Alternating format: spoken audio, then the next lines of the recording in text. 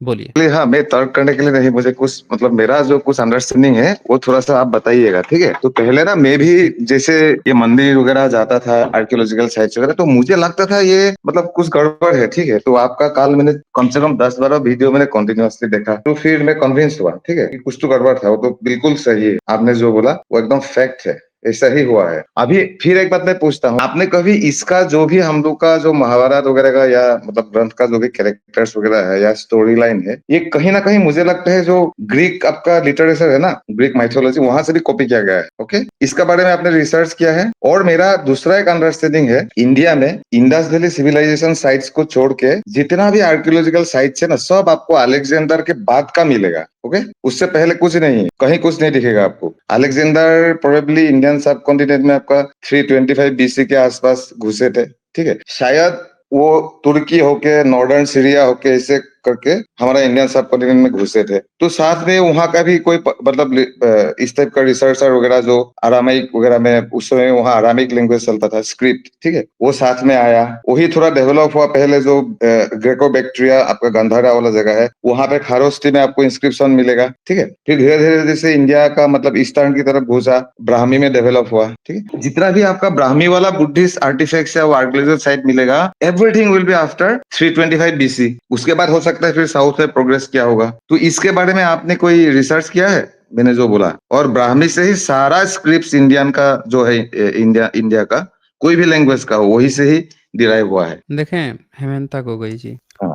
आपने जो बात कही है ना, ये हम्म। कंसेप्ट कुछ लोगों ने इस तरह से बताने की कोशिश की है कि इसी तरह से कुछ हुआ है, लेकिन हाँ। ऐसा है नहीं। जो ग्रीक्स हैं, सिकंदर तो भारत में कभी घुसा ही नहीं था। वो नहीं तो नहीं, बॉर्डर पे आया, सिकंदर बॉर्डर भारत से में ही ही लौट घुसा, के लेकिन चला गया। अफगानिस्तान में तो घुसा ना, अफगानिस्तान तो क्रॉस किया। तो अफगानिस्तान में क्रॉस करना, और भारत का सेंटर मगध था, भारत का सेंटर मगध था, तो हाँ, इसमें क्या है अफगानिस्तान जो वो, है देखिए वो अलेक्स, उधर देखिए को पर्सियन का शासन था। पर्सियन ऑलरेडी नहीं नहीं, उनके पार्सियन ईसा को से देखिए 500 साल अलेक्जेंडर ने, पहले। सुनिए एक एक अलेक्जेंडर ने मिनट पार्स। आपने एक मिनट आपने अपनी बात रखी है ना, मुझे अब मेरी बात हम्म। रखने दीजिए तो आपको हाँ। पता हाँ। चलेगा। एक्चुअल में क्या है कि कुछ भारत में गपोड़ियों ने ऐसा दिखाने की हम्म। कोशिश की है कि भारत का अपना हम्म। कुछ नहीं है, क्योंकि भारत हम्म। में एक हरामखोर प्रजाति रहती है, जिंदगी भर कुछ की नहीं है, चून मांग के जिंदगी गुजारी है। तो उन हम्म। हरामखोरों को हमेशा से इस बात का दर्द रहता है कि भारत का जो मूल निवासी वर्ग है वो इतनी सारे आर्किटेक्ट, आर्कियोलॉजी ये कैसे बना सकता है। तो उन गपोड़ियों में से कुछ गपोड़े जो हैं उन्होंने इस तरह से फेक न्यूज फैलाना शुरू की कि देखो हम नहीं बनाते थे, तो तुम लोग मूल निवासी ने भी कुछ नहीं बनाया हाँ, है, वो मैं सब ना कॉन्विंस हूँ, ग्रीक आपको वाले मेरा, आए हैं। सुनिए एक मिनट, मेरा जो, मेरी मेरी बात को कंप्लीट होने दीजिए ना। तो उन्होंने क्या ये एक नैरेटिव सेट किया कि जो ग्रीक वाले आए हैं उन्होंने बनाया। मैं आपको जानकारी के लिए बता दूं कि सिकंदर कुछ नहीं बनाया। जो सेल्यूकस था, उसका जो सेनापति था, मतलब उसने अपने एक राजदूत भेजा था मेगस्थनीज को, जो चंद्रगुप्त मौर्य के दरबार में था। और उसके आगे पहले भी कई लोग भारत में आते रहते थे ग्रीक के। इसके अलावा अगर आप देखेंगे तो जो ग्रीक का जो मिनांडर आता है वो तो बुद्धिस्ट बन जाता है भारत में। ग्रीक में बुद्धिज्म का प्रचार प्रसार होता है। ग्रीक्स भारतीय जो है ग्रीक बन गए थे ऐसा कहीं नहीं मिलता, लेकिन ग्रीक्स भारतीय बन गए थे इसके प्रॉपर सबूत मिलते हैं। अगर आप गंधार कला के शुरुआती दौर में देखेंगे ईसा की पहली दूसरी सदी में, तो वहां पे ग्रीक कला देखने को मिलती है। कुछ मूर्तियां में ग्रीक का प्रभाव देखने को मिलता है। सम्राट अशोक अपना इंस्क्रिप्शन लिखवाते हैं तो द्विभाषीय लिखवाते हैं, पूरे भारत के लिए धम्मलिपि लिखवाते हैं, लेकिन जो खरोष्टी अरमाइक जो पाकिस्तान मनसेहरा जो है वहां पे जो लिखवाते हैं द्विभाषीय लिखवाते हैं, जिसमें से एक भाषा ग्रीक की है, ताकि ग्रीक वाले भी समझ सके। अगर ग्रीक वाले जब आते हैं तो ग्रीक ही भाषा भारत में आती, ग्रीक से निकली हुई चीजें भारत में डिराइव होती, न कि भारत में पूरे भारत में एक अलग सी भाषा चल रही है और भारतीय एक द्विभाषीय चलवा रहे हैं वहां पे, ताकि ग्रीक लोग अलग से समझ सके और भारत के लोग अलग से समझ सके। इससे ये पता चलता है कि कभी भी सिकंदर या उसके बाद भी सेलुकस या उसके बाद भी के जो लोग हैं उनका कोई भी प्रभाव भारत में नहीं था। भारत पहले से ही वेल डेवलप था। भारत का अगर इतिहास आप देखते हैं, आप देखें कि तथागत बुद्ध के परिनिर्वाण के 10 साल बाद ही वो आज प्रथम संगीति होती है, और उनके शिक्षाओं का वो होता है मनन होता है। 100 साल बाद दूसरा होता है, 218 साल बाद तीसरा जब होता है, तब तो सम्राट अशोक 7 किताब का लिखवा देते हैं, अपने शिलालेख पे नाम लिखवा देते हैं। आप भारत में देखेंगे अमरावती का जो ईसा से 2 साल 250 साल पहले का है, उसकी मूर्ति कला बिल्कुल डिफरेंट है। मथुरा कला बिल्कुल डिफरेंट है। लेकिन जो गांधार कला है, उसमें आप देखेंगे तो हल्का-सा ग्रीक का प्रभाव दिखता है। यानी कि जिस ग्रीक की आप बात कर रहे हैं, उनका प्रभाव भारत के पश्चिम क्षेत्र की शिल्पकला में ही भ भर देखने को मिलता है, भारत के अंदरूनी हिस्सों में नहीं। तो इन कपोड़ियों ने इस तरह से प्रचार किया कि हर चीज़ को ग्रीक ग्रीक और से इससे जोड़ दें। उनका एक ही एम था कि हम तो चुनमंगा गैंग हैं, हमने तो ज़िंदगी भर हरामखोरी की है, हम तो कुछ काम नहीं किए हैं, माँगे खइबो, मसीत में सोइबो, ये वाला काम किए हैं। तो हम जो भारत के मूल निवासी हैं, उनको तो कभी क्रेडिट देंगे ही नहीं। इसीलिए इन चुनमंगा गैंगों ने इस तरह की फेक न्यूज़ फैलाई है। अब बोलिए आपको क्या बोलना है? हाँ कहना जी। है, ठीक है? अपना जो रिसर्च है पे मैं भी सोच रहा था, जैसे ब्राह्मीण कहाँ से निकला, ठीक है? आप एक याद करिए, कहीं पे जैसे ईसापुर भी मतलब जब किसी एक राजा ने उनको पर्शियन राजा ने उनको ज्यूज लोगों को ये किया था, टॉर्चर किया था, जो भी है मतलब उन्होंने 2000 साल पहले ही केरला में सबसे पहले केरला में लैंड किया। ओके? केरला में लैंड किया, वो पूरा हिस्टोरिकली आपका पूरा प्रूवन है। अभी जैसे इज़राइल बना उसके बाद वो लोग कुछ वहाँ पे उन लोग का कुछ एक सिस्टम है कि ज्यूज वापस जा सकते हैं, सारे ऑलमोस्ट सारे ज्यूज चले गए। तो साउथ का जो भी ब्राह्मण्स है, प्रोबेबली दे वो जो ज्यूज उतरे थे ना वहाँ पे 2000 साल पहले, वहीं से बना होगा, राइट? और ये फैक्ट भी है। और वहां पे आपका मेरा जो फाइंडिंग्स है आप सुनिए, रोमन कॉइन्स मिला है, मतलब वो भी मतलब 40 एडी इतने का। ओके? तो और रोमन और ज्यूस तब तक, रोमन का अंदर में क्या था, वो लेवांत वाला एरिया जहां ज्यूस थे, तो वही लोग वो रोमन के अंदर ही था ना, तो ट्रेड वगैरह में तो आए ही होंगे। तो आपको मैं ये थ्योरी दे रहा हूँ जो साउथ का ब्राह्मीण से, ठीक है? आप हेमा मालिनी श्रीदेवी को देखिए, उनका स्किन कलर कैसे बाकी साउथ इंडियन जैसा हो सकता है? नॉट पॉसिबल, वो वहां का है ही नहीं वो लोग। ओके? तो मेरा थ्योरी है कि जो साउथ का मतलब कुछ ब्राह्मीण से वो उधर जो जीव आया था उनसे बने होंगे, या उनके लोकल के साथ, पुराना लोगों के साथ मिक्स होके बना होंगे। उनका प्रथा तो आपको पता है ही, ठीक है? तो अभी मैं ग्रीक वाला जो आपको बता रहा था, पहले आपको जो स्क्रिप्ट है, ठीक है? स्क्रिप्ट जो है, जहां पे भी आपको बुद्धिस्ट स्क्रिप्ट मिलेगा, इंस्क्रिप्शन मिलेगा, बाकी कोई तो इंस्क्रिप्शन है नहीं इंडिया में, सबसे पुराना वो बुद्धिस्ट वाला जहां पे आपका एक्सकेवेशन है वहीं पे मिलेगा, वो लिपि है ब्राह्मी। ओके? आप अगर ब्राह्मी लिपि का अगर जाएंगे, कहाँ से बनाया गया है, कहाँ से डिराइव किया गया है, ठीक है? वो डिराइव हुआ है अरामाइक से। ओके? और इन बिटवीन ब्राह्मी होने से पहले दोनों का ओवरलैप पीरियड है, 100 साल पहले खारोस्ती डेवलप हुआ। जो खारोस्ती जो आपका जो मतलब जो ईरान, अफगानिस्तान, वो गांधारा वाला एरिया में, जब जब गांधारा वाला एरिया में बुद्धिज्म चल रहा था, सबसे ज्यादा प्रोग्रेस तो वहीं से हुआ। चाइना वाइना वहीं से गया, गांधारा वाला शैली से ही गया था कुछ, ठीक है? तो वहां पे वो खारोस्ती लिपि चला। और ये जो लिपि का जो ओरिजिन है, कोई भी लिपि हो, इसका ओरिजिन लेवांत में ही हुआ है। सबसे पहला, इस पे आप रिसर्च करिए, आपको मिल जाएगा। सबसे पहला लिपि था आपका फिनिशिया, उससे पहले इजिप्शियन हिरोग्लिफिक्स था, ठीक है? उसके बाद मेसोपोटामिक क्यूनिफॉर्म आया, जो स्टिक से ऐसे मिट्टी का टैबलेट में डालता था, ठीक है? उसके बाद फोनिशियन ने उसको डेवलप किया। फोनिशियन से ग्रीक अल्फाबेट बना, जो कम से कम 1000 बीसी से, मतलब क्राइस्ट से 1000 साल पहले बना। ओके? तो मेरा कहने का मतलब, दूसरा चीज आप देखिए, आप इंटरनेट में जाके देखिए, ग्रीस पे बहुत सारा आर्टिफैक्ट्स, आर्कियोलॉजिकल साइट्स अवेलेबल है। ग्रीक का आप गूगल मार के या कहीं पे भी आप देख सकते हैं, उनका एक जो जो बिल्डिंग होता है ना, वहां की पिलर का एक डिजाइन होता है, Doric style pillar, Corinthian style pillar, आप अभी गूगल मार सकते हैं। हमारा इवन आप पाटलिपुत्र पे जो लायन कैपिटल वगैरह जो है, बहुत सारा बुद्धिस्ट जगह में, वहां का जो पिलर का जो डिजाइन है, पिलर का टॉप में जहां पे लायन रहता है ना, उसका जो डिजाइन आप देखिए, those are very similar to the Greek design. And Greek का जो पिलर का डिजाइन है, उनका एक स्टाइल है, वो हम लोगों से आगे है, मतलब इंडिया से पहले का ही है। आप उसको देख सकते हैं, भरपूर उनका अभी भी साइज अवेलेबल है। मैं ये नहीं कह रहा हूँ कि ग्रीक्स आने से पहले इंडिया में कुछ नहीं था, ठीक है? ग्रीक्स का अलेक्जेंडर के साथ जो लोग आए थे, अलेक्जेंडर टाइप जब कॉन्क्वेस्ट करने के लिए आते थे, वो साथ में सिर्फ सैन्य ही नहीं लेके आते थे, वो जहां जहां रुके वहां वहां एक एक अलेक्जेंड्रिया सिटी बनाया, वहां अपना आदमी छोड़ के आया,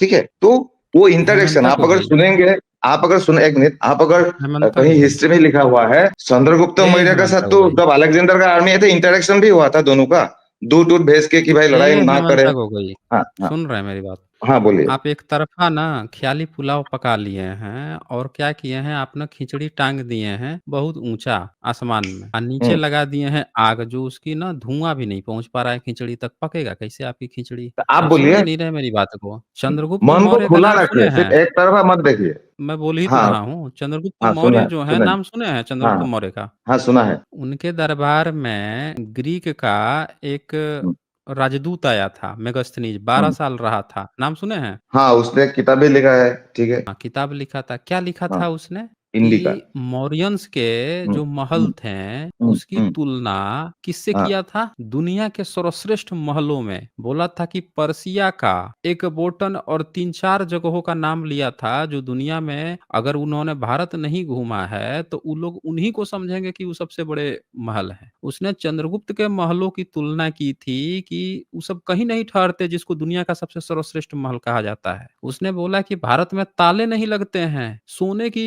बुर्जें जो हैं उस पे पिरोया गया है दीवालों पे। ऐसी बातें वो दरबार में रह के लिख के ले गया था। और आप कह रहे हैं कि भारत में ग्रीक के आने के पहले शिल्पकला ही नहीं थी, वो चीजें ही नहीं थी। नहीं नहीं, आप मुझे आप आप फैक्ट में आप बताए सुन ना, लीजिए मेरी जो बात भी को। सुनिए। मेरी जहां बात पूरी सुनिए जहां ना, पे भी मेरी बात मिला आप है। आपकी मैं पूरी बात सुनता हूँ, और जब मैं बोलने जाता हूँ तुरंत आप टोक देते हैं। आपको जानकारी होगा कि 17वीं सदी में एक अंग्रेज आया था भारत घूमने। अंग्रेज था, फ्रांसीसी था, इटालियन था, जो भी था। आया, घूम के गया, आ जाके विदेश में खूब प्रचार किया कि भारत में ना सिकंदर का वो है, विजय स्तंभ है, ठीक है ना, विक्ट्री पिलर है भारत में, कई कई है। उसको सम्राट अशोक के स्तंभ देख के उसको क्या लगा कि जो सिकंदर विश्व विजयी था तो भारत पे भी विजय किया था, और ये पिलर जो है वही लिखवा सकता है। और इसमें जो लिखा हुआ है कोई भारत का नहीं पढ़ रहा है, इसलिए नहीं पढ़ पा रहा है क्योंकि ये सारी चीजें जो हैं ये दूसरे देश की भाषा है। उस समय कोई जानता तक नहीं था उस भाषा को। भारत के ब्राह्मणों ने इनकार कर चुके थे। तुगलक के समय में, अकबर के समय, जहांगीर के समय कोई नहीं पढ़ पाता था। सर विलियम जोन्स के समय कोई नहीं पढ़ पा रहा था। तो उसने एक प्रचार फैलाया कि ये सिकंदर का है। तब से कपोड़ियों ने, आप जिस थियरी पे काम कर रहे हैं ना, ये बहुत आउटडेटेड थियरी है। 1818 में भारत से जो पंडित गौरी नारायण ओझा, उनको भारत का आर्कियोलॉजी कहा जाता है, इंडियन आर्कियोलॉजी में 1 नंबर उनको पोजीशन दिया गया है। उन्होंने इस थियरी को अंग्रेजों के, सारे अंग्रेज जो थे उन सब के साथ मिलके, शुरू में अंग्रेजों की यही थियरी थी कि ये नहीं पढ़ पा रहा है भारत का ब्राह्मण, विदेशी है, ग्रीक्स आए थे, सिकंदर आया था, विजयी हुआ था, उनका सब लिखा हुआ है। 1837 में ये बात डिबंक हो गई कि नहीं, ये भारत की थी और भारत के ही शासक ने लिखवाया था। दरअसल संस्कृत यहाँ की पुरानी भाषा है नहीं, पाली पाकित थी, और ये इसलिए नहीं पढ़ पा रहा था क्योंकि ये सब छुपा रहे थे ब्राह्मण, झूठ बोल रहे थे। आप जिस थियरी की बात कर रहे हैं बहुत आउटडेटेड थियरी है। तब की वो थियरी बनाई गई थी जब लोग सम्राट अशोक के पिलर को समझते थे कि विदेशियों ने लिखवाया इसीलिए भारतीय नहीं पढ़ पा रहे हैं। क्योंकि भारत की सभ्यता तो भारतीयों का दावा था कि हम लाखों साल पुराना है, हजारों साल पुराना है, महाभारत काल, रामायण काल का है। तो उन्होंने एक अलग थियरी बना ली थी कि चूंकि सिकंदर के ये सब पिलर हो सकते हैं, उन लोगों की भाषाएं हो सकती हैं, इसीलिए ये सब नहीं पढ़ पा रहे हैं। लेकिन जब मेगास्थनीज की इंडिका पढ़ी गई तो वो तो भारत की शिल्प कलाओं का, चंद्रगुप्त मौर्य के महल का ऐसा जिक्र कर रहा है कि उसके आगे पर्सिया साम्राज्य उस समय दुनिया का सबसे बड़ा साम्राज्य माना जाता था, उसके आगे कहीं नहीं ठहरता था। और भी एक दो थे इजिप्ट की और कहाँ कहाँ की सभ्यता है, वो कहीं नहीं ठहरती थी। तो आपकी थियरी ना टाई टाई फिश है। आप जिसकी बात कर रहे हैं कि ग्रीक्स बनाया है, अरे ग्रीक मिनांडर आया, पूरे सैनिक के साथ बुद्धिस्ट बन गया था। आज भी बुद्धिस्ट में किताबें चलती हैं, मिलिंद पन्हो उनकी। और जब बुद्धिस्ट बन गए हैं तब वो बुद्धिस्ट की शिल्पकलाएं बना रहे हैं। लेकिन उससे पहले क्या, मिनंडर से पहले भारत में शिल्पकला नहीं थी? अरे सम्राट अशोक उससे पहले के हैं, उससे पहले की शिल्पकलाएं भारत में मिल चुकी हैं भाई। कहाँ आप बात कर रहे हैं? सम्राट अशोक ने पूर्व बुद्ध का नाम लिखवाया अपने शिलालेख पे, और ये भी लिखा कि मैं दोबारा बनवा रहा हूँ, दुगुना करके बनवा रहा हूँ। यानी सम्राट अशोक से भी पहले पूर्व बुद्ध के स्तूप बनते थे। सिंधु घाटी सभ्यता में इतनी जबरदस्त शिल्पकला थी, जो जो शिल्पकलाएं उसमें मिली हैं, जो जो प्रतीक चिन्ह मिले हैं, वही चीज तो मौर्यंस में मिल रहे हैं। आप ये कैसे कह सकते हैं कि भारत में ग्रीक आए हैं, वो जो किए हैं, वो लिखने की परंपरा सिंधु घाटी सभ्यता में थी? हम भूल गए हैं, इसलिए भूल गए क्योंकि उसके बाद की जो सभ्यता थी बुद्धिज्म, वो जानती भी थी या उन चीजों को जान सकती थी या लिखी भी होगी, उनको मिटा दिया गया। तो दो सभ्यताएं लगातार गायब होने के कारण हम बुद्धिज्म की सभ्यता पहचानने में बड़ी मुश्किल हो पाई, तब थोड़ा जान पाए। तो सिंधु घाटी सभ्यता इसीलिए और हिडन हो गया, ये कारण है। तो आप अपनी आउटडेटेड थियरी को जितना जल्दी हो सके अपडेट कर लीजिए। दुनिया के किसी भी इतिहासकार, आपने कहा ना कि जीउस आए थे, केरल में, साउथ में उतरे थे, इसीलिए हेमा मालिनी श्री देवी का कलर ऐसा है। भाई आप त्रिपिटक एक बार पढ़ लीजिए। त्रिपिटक में भारद्वाज है, वासिष्ठ है, वो दोनों भी गौर वर्ण के हैं। वो दोनों भी बुद्धा के पास जाते हैं। बुद्धा उनसे सवाल करते हैं कि बच्चों, शिष्यों मेरे, ये बताओ कि तुम्हारे वर्ण वाले लोग क्या सोचते हैं। तो बोलते हैं कि हमारे वर्ण वाले यही सोचते हैं कि वहाँ पे तो बहुत सारे मतलब वर्ण यानी गोरे और काले की बात चल रही है कि जो गोरा था उस समय जो उनके शिष्य बनते थे तो जो गोरा लोगों की सोच काले लोगों के बारे में क्या थी उसका जिक्र कर रहा है वासेठ और वो भरद्वाज। ये बात जो है आपको कोई नहीं बताएगा, आप भी इस बात को नहीं सोचोगे और आप स्क्रीन देख के सीधे ज्यूस आ गया ये आ गया तो भैया बुद्ध के शिष्य क्यों बन रहे थे फिर वो। भारत के नॉर्थ इंडिया के जनरली गोरे होते हैं, नॉर्थ इंडिया में जो एससी होगा वो भी गोरा होगा और साउथ इंडिया के ब्राह्मण भी होंगे या कई जगहों के ब्राह्मण होंगे वो काले भी हो सकते हैं या जनरल कैटेगरी के लोग काले हो सकते हैं। ये कोई जरूरी नहीं है कलर का कॉम्बिनेशन, समझ रहे हैं ना। आप कलर देख के जो खोज करना चाह रहे हैं जातिवाद और रेस जो खोज रहे हैं वो भारत पे बिल्कुल फिट नहीं बैठता। वो किसी दूसरे देश में फिट बैठ सकता है, गोरे काले का अमेरिका में फिट बैठ सकता है। भारत में जातीय नियम है, समझ रहे हैं ना। और जातीय नियम में जब इंटरकास्ट मैरिज होगा तो वो कलर ऑफ कोर्स चेंज हो सकता है पर उसकी जाति थोड़े बदलेगी, जाति नहीं बदलेगी। तो आप गलत ढंग से इतिहास को देखने की कोशिश कर रहे हैं हेमंत गोगोई। बोलिए क्या बोलना है आपको। कोई भी जो भी आर्टिफैक्ट्स मिला है, कई मान लीजिए नालंदा यूनिवर्सिटी हो, जो भी उस जमाने का मतलब बुद्ध के बाद का जो भी मतलब जो आप देख सकते हैं जिसका आर्कियोलॉजिकल एविडेंस अवेलेबल है, उनका डेट्स जो मैं आपको बोल रहा हूँ, किसी का भी मैं जहां भी पढ़ा हूँ ना, सबका डेट्स जो बताते हैं 325 बीसी के बाद का होगा। ओके, ये अब मैं अगर झूठ बोल रहा हूँ इसको आप एक ऐसा कहीं पे देखा क्या, अभी मुझे बोलिए कि ये 325 बीसी का पहले का है, अवेलेबल है। हाँ, था तोड़ दिया चंद्रगुप्त का मुझे वो मैं नहीं बता रहा हूँ, हो सकता है उनका बड़ा होगा, लेकिन अवेलेबल तो दिखता है जिसका सबूत मौजूद है। हेमंता जी, कार्बन डेटिंग करके। और मैंने आपको दूसरा क्या बोला, आप अभी हेमंता जी, थोड़ा आपने देखिए, पहले आप भी एक सुनिए। मिनट, एक मिनट हेमंता जी, आप बात सुनिए। आपको सिंधु घाटी सभ्यता के बाद में सबसे बड़ी मोनास्ट्री का सबूत कौन सी सदी में मिलता है, पता है आपको? कैसे? वो हाँ, हाँ वो जी, डेट बताइए, मुझे नहीं पता ना, मुझे जहां तक मेरे को मिल रहा है सब 325 सिक्स बीसी का बात का है, सिक्स आप सेंचुरी बताइए 6 सेंचुरी बीसीई, कहाँ पे है, आप मुझे नहीं कौशाम्बी के मालूम, पास वो है। बताइए। तक्षशिला। कौशाम्बी पास है। तक्षशिला तो ग्रेको आपका जब कोशिकाराम, जब ग्रेको कोशिका ग्रेको बैक्टीरियन मोनास्ट्री, टाइम में डेवलप हुआ था तक्षशिला। एक मिनट एक कोशिकाराम मिनट। मोनेस्ट्री कौशाम्बी के पास है, 6 सेंचुरी बीसीई। आप बात कर रहे हो 3rd सेंचुरी की बीसीई की, हम लोग बात कर रहे हैं 6 सेंचुरी बीसीई की। साउथ में किजिल का वो कार्बन डेटिंग हुई है और वहां भी पता चला है कि वो प्री मौर्यंस जा रहा है, ईसा से 5वीं 6ठी सदी पुराना उसके वो जा रहे हैं, कार्बन डेटिंग जा रही है, वहां सभ्यता पता चली है। तो ये हेमंता गोगोई का बड़ा लिमिटेड है, इन्होंने मुझे लगता है किसी का ब्लॉग व्लॉग पढ़ लिया है कहीं से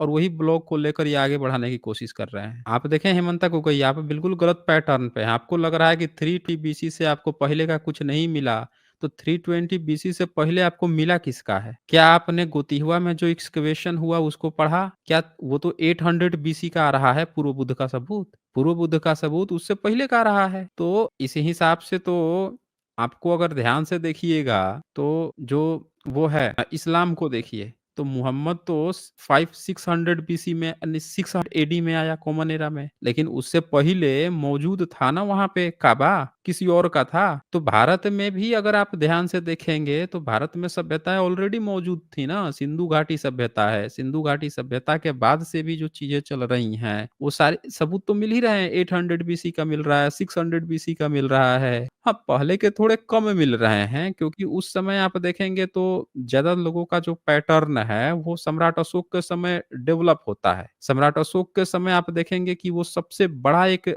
वो बन के उभर के आते हैं जो पूरे भारत को एकत्रित कर देते हैं। उसके पहले तथागत बुद्ध के समय राजा जो हैं 8-10 राजा जो हैं पहुंच गए थे वहां पे। भारत जो है अलग-अलग राजाओं में बटा हुआ था। मौर्यंस में ये क्षमता थी कि वो सबको एक साथ लेकर आए या सब लोगों को एक साथ बांध सकें। तो मौर्यंस ने पूरे भारत को एकीकरण कर दिया, सबको एक भाषा में वो दिया, भाषाओं का पहुंच सब पे समान बनाया, पूरे ईरान तक सरहदें बना ली। तो जब एकीकरण होता है, ग्लोबलाइजेशन होता है, तो उसका विचार और विचारक भी बढ़ता है। आप देखें कलिंगा के युद्ध में उनको ये समझ में आता है सम्राट अशोक को कि हमको दूसरों का दिल जीतने के लिए और भी तरीके हैं, तो धर्म प्रचार का रास्ता अपनाते हैं। तो जब धर्म प्रचार का रास्ता, तब आप देखेंगे कि धर्म और बुद्ध से रिलेटेड चीजों की भरमार लग जाती है क्योंकि अब राजा का फोकस जो है परंपरागत जो चीज आ रहा था उस पे नहीं है। अब उनका फोकस किस पे है, तो हमको बुद्ध को ही इतना घर घर में पहुंचा देना है, धर्म को घर घर में पहुंचा देना है कि हर व्यक्ति जो है शांति से सुख से रहे। तो इस कारण से सम्राट अशोक से ज्यादा मिलता है। ई कारण उदाहरण नहीं है कि ग्रीक आए, उन्होंने सिखा दिया तब भारतीय बनाने शुरू हुए हैं, नहीं बनाते थे। सारी चीज़ें शिलालेखों में एकदम क्लियर कट लिखी है। ये वही सम्राट अशोक हैं जो 2 भाषाओं में इंस्क्रिप्शन लिखवा रहे हैं कि ग्रीक वाले तुम भी पढ़ो, ये वाले भारतीय लोग पढ़ेंगे। ग्रीक वाला सिखाता तो वही भाषा में पढ़ते ना। तो आप अपना हेमंता गोगोई जहाँ से भी आप व्हाट्सएप यूनिवर्सिटी पढ़ते हैं, जिसने भी आपको ज्ञान दिया है, उसको थोड़ा-सा और अपडेट कीजिए। हाँ, बोलिए। तो ये उदाहरण देते हैं ग्रीक इन्फ्लुएंस है, तो एक बात गौर करने जैसी है, ग्रीक के गॉड गॉडेसेस पूरे मस्कुलर दिखते हैं।